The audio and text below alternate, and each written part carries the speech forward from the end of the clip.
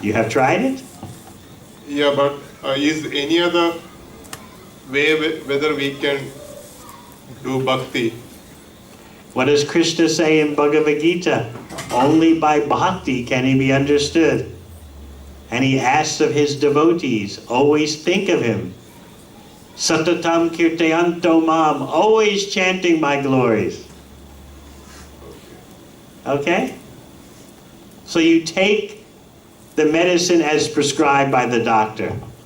Just like when you go to the chemist. You don't take anything off the shelf. You have a prescription from the doctor, and the chemist fulfills that. In the Vedic literature, it is stated that in this particular age of Kali, darkness and confusion, the Hare Krishna mantra is the only effective method for attaining spiritual goal of life. So you take that prescription and apply it and get the result. Often people say, but is there any other way? Then you ask, well, which way are you following? Nothing. But is there any other way?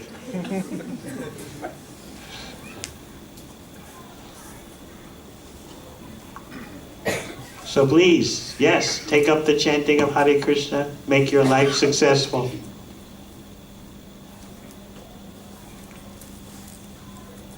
Anything else? Yeah. Hare Krishna Maharaj, thank you so much for a wonderful class. Maharaj, my question is on the Leela itself. You mentioned that Krishna didn't want it to be bound by the rope of Mother Yashoda. And he still conducted the Leela for the pleasure of the devotees and also for his own pleasure. So my question is that sometimes it appears that Krishna's Leelas are preconceived by him. And sometimes it feels like Krishna is very dynamically changing within those Leelas. Like he didn't want it to be bound by Mother Yashoda. Still, seeing her endeavor, he decided to be bound. So it seems that it's inconceivable. So how does Krishna relish the taste when he himself decides what the Leela is going to be? How do we understand that? He has a pastime energy called Leela Shakti that manages his pastimes.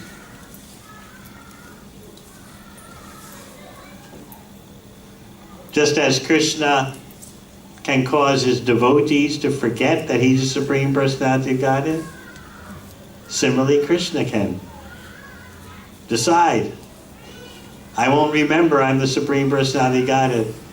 I'll just act as Mother Yashoda's baby. Because he's a supreme enjoyer, he does that. After all, he comes as Sri Chaitanya Mahaprabhu, his own devotee.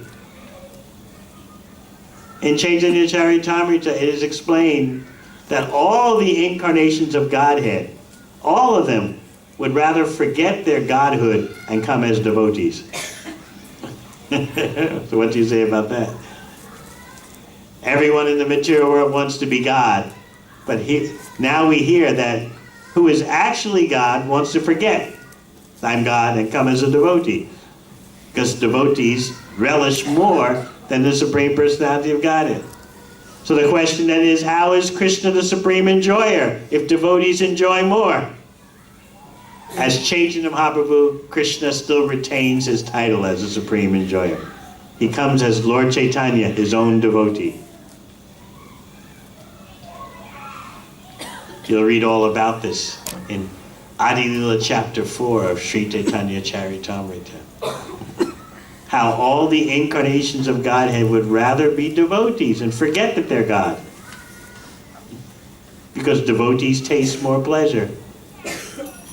So Krishna says, all right, the devotees taste more pleasure, I'll be a devotee. That's the mystery of Sri Chaitanya Mahaprabhu.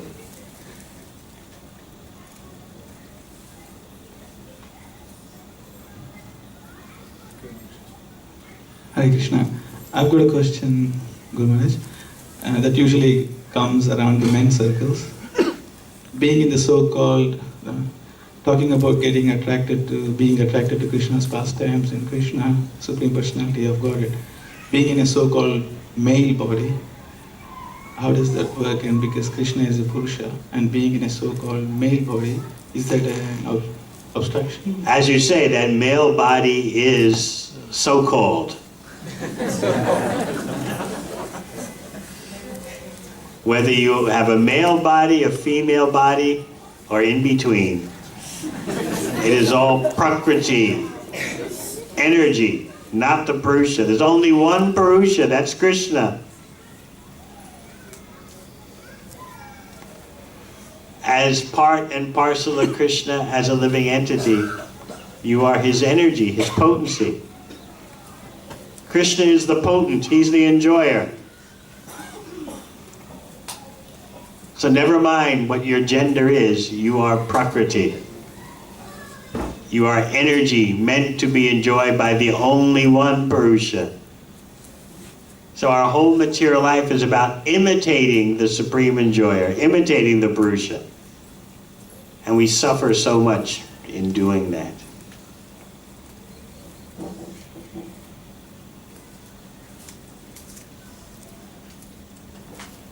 The whole bhakti process is about transforming our imitation of Krishna into service for Krishna. There's a false empowerment given by Maya for us to be Purusha. So whether you're male or female in the material world, there's that illusion that I am the Purusha. When actually all living entities are female. There's only one male, that's Krishna. Because everyone is his energy. Everyone is predominated by Krishna. But material life means whether you're male or female, you think you're Purusha, which is a huge mistake.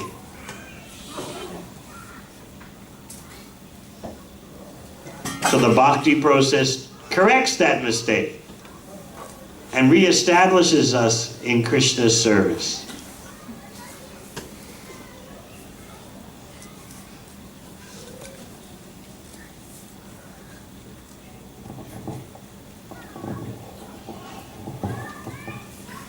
Hare Krishna Maharaj.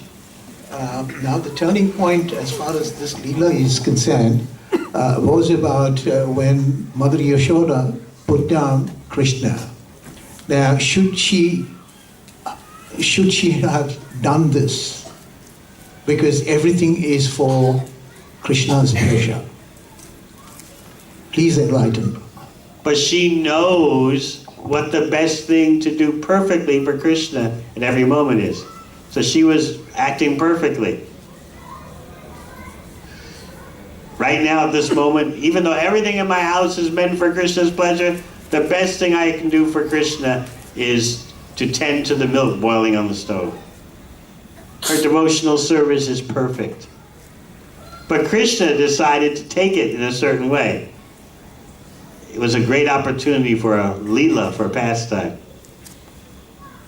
I'm not fully fed yet. My mother was feeding me and put me down. How is it that the Supreme Absolute Truth, the Om Purnam, perfect and complete, how is it that he's feeling incomplete? How is it that he's hungry? Why is he getting angry? He's self-satisfied. So this is what we should be thinking about. And again, remember, how is it that Mother Yashoda can try to get a rope around Krishna's tiny waist when Krishna's immeasurable? He has no front or back, inside or outside. Hasn't Mother Yashoda already looked into Krishna's mouth and seen the whole universe in his belly? She didn't know what to think when she saw that, right? But finally she concluded, anyway, he's my son, let me feed him.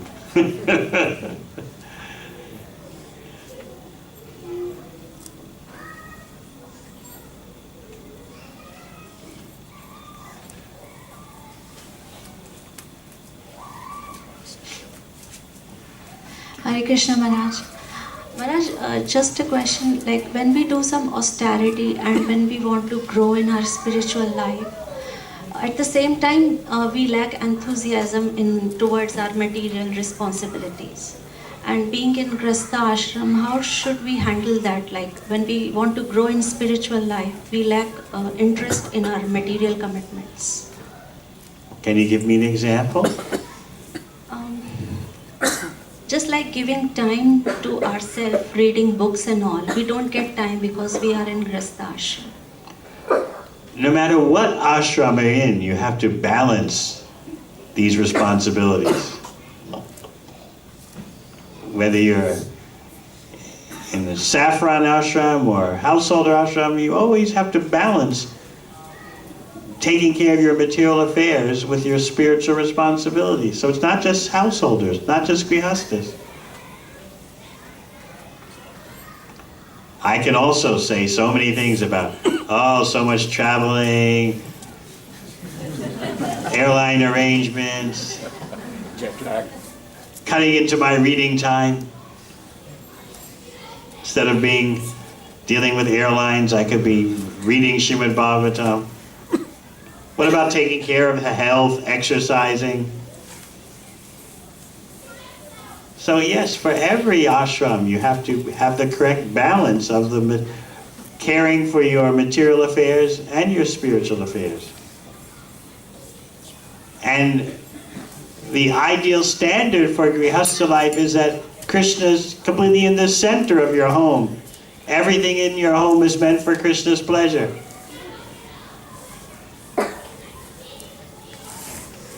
You know the example of Bhaktivinoda Thakur. He's at home offering arti, and he sees his whole house transform into Goloka Vrindavan. He's showing you the peak potential of the ashram. He worked, and at night wrote so many books that we're still benefiting from even today. He had, how many? 13 children? Just think about that.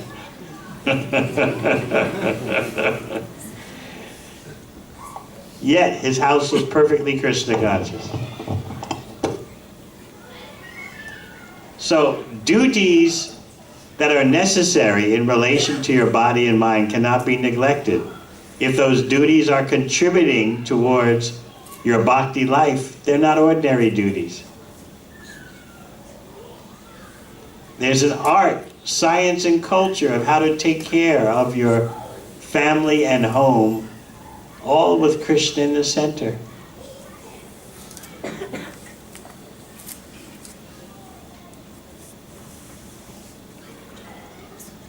The more we keep Krishna in the center, the more those duties and activities are not material.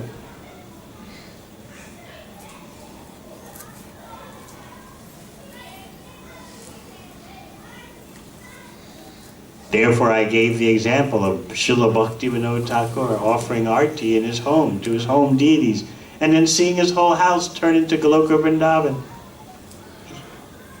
Now you may say, well, he's extraordinary devotee. Yes, but he's showing you the peak potential of what is possible. If we can just follow a little bit in those footsteps, how fortunate we'll be. In one song, Srila Bhaktivinoda Thakur writes that he's speaking to Krishna. Oh Krishna, I will certainly work and support your family. Meaning, he's thinking that his family is Krishna's family, belongs to Krishna. He says, I'll be like a dog outside the door protecting your family. That's how he sees his whole family, as Krishna's property.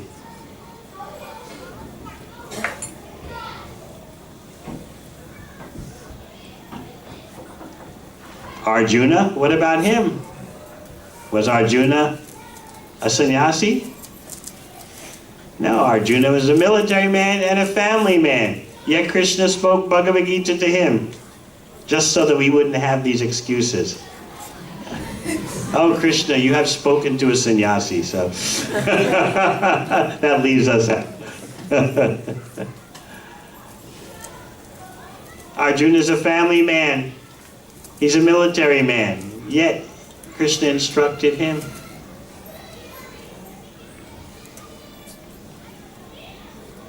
Mama Nusra Yudjam Cha.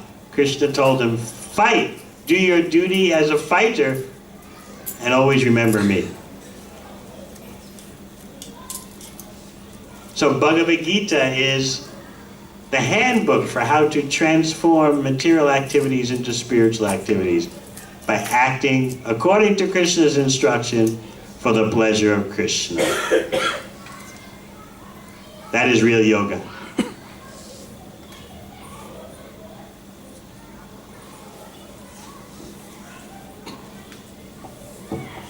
Hare Krishna Maharaj. As we all know, Krishna has many names and forms, but what is the significance to accept the form of Krishna himself than any other form or name? What is the significance of? Taking the Krishna's name only as Krishna, rather than Rama or any other name. Krishna is Swayam Bhagavan, the original form from which all the other forms expand.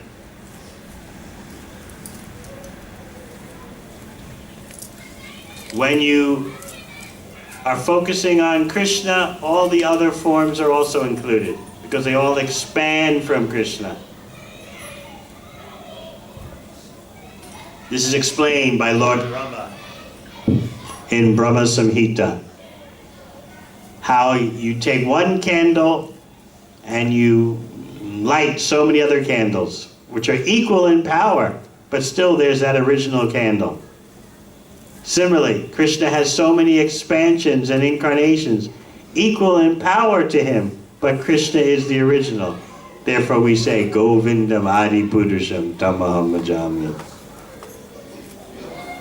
Alright? Someone was asking me a few days ago, what about Ram? Person was from South India, and if I chant Hare Krishna, will I abandon Ram? Will I ignore Ram?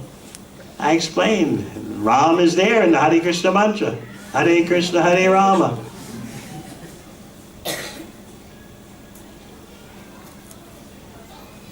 Some say Rama in the Mahamantra refers to Balaram. Others say refers to Ramchandra. Others say refers to Krishna, Radha Raman. All the answers are correct. If you tick any box in the multiple choice, you're right.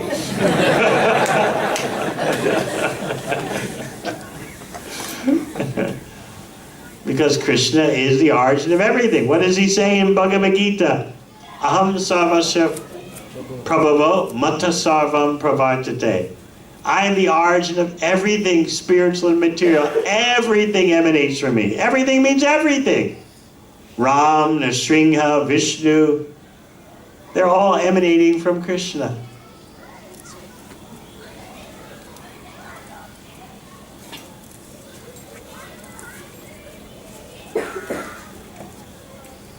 Hare Krishna Guru Maharaj. Maybe we'll get the last question. Is it okay? All right.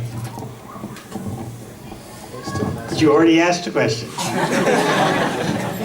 Let's see if someone else has a question. Thank you, Maharaj.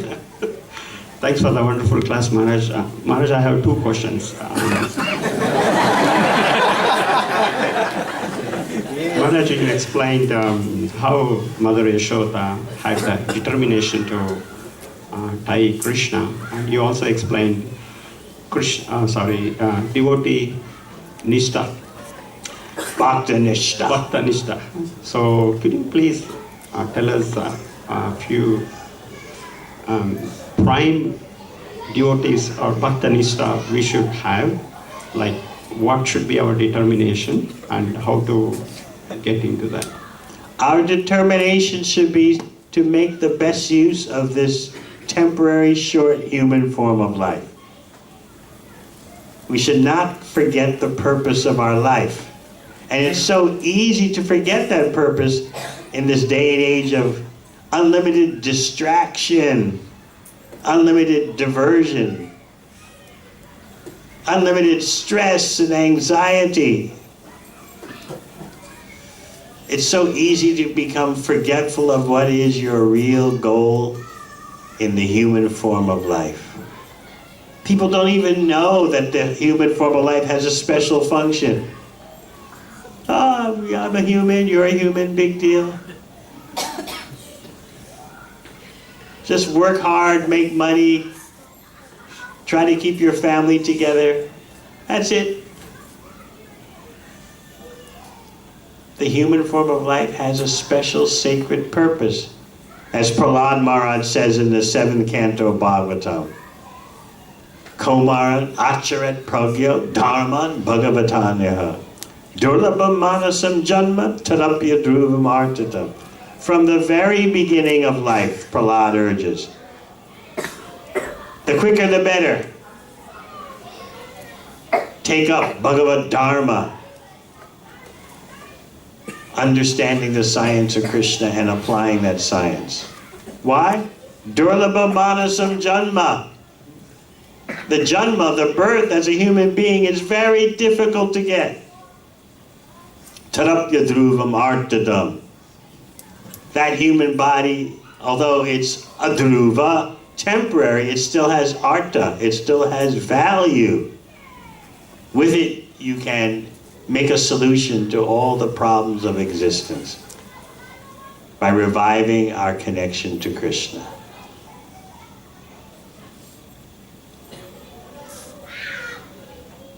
So this gathering of bhakti vrikshas, the association of devotees, is all about keeping ourselves harmonized with what is the actual purpose of human life. It sounds so simple, but we have been so forgetful. And you can see all around you the symptoms of that forgetfulness. People are increasing in stress and anxiety.